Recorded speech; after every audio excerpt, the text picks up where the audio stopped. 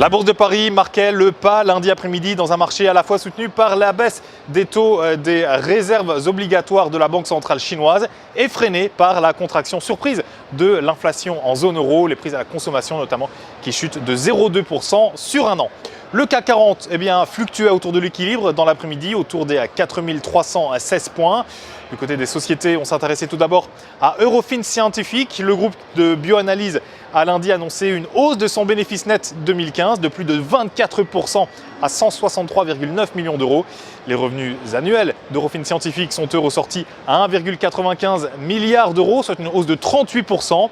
Une belle santé financière qui permettait au titre de la société d'empocher dans l'après-midi près de 2,4% à 325,70 €. Il recueille sans surprise une opinion haussière de la part des analystes de l'Opsa. Focus également sur Sopra Steria qui a également publié ses bilans 2015. Un résultat net part du groupe de 84,4 millions d'euros contre 92,8 en 2014. Un résultat opérationnel d'activité qui a lui atteint 245,5 millions d'euros.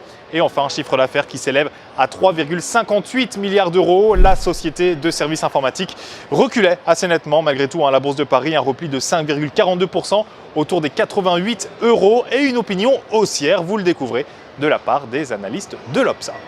Place à présent à la recommandation du jour avec aujourd'hui l'assureur AXA.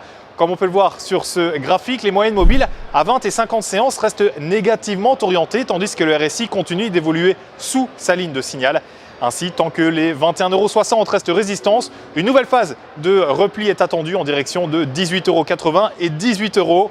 Alors pour jouer cette valeur AXA, quelle sera la stratégie à adopter? Eh bien la voici, avec l'achat du warrant put à 862 T d'Unicredit, prêt d'exercice 20 €, date de maturité le 15 juin 2016. Pour Trading Central en direct ici depuis le New York Stock Exchange à Wall Street, c'était Sébastien Giron, excellente fin de journée à toutes et tous, on se retrouve très bientôt.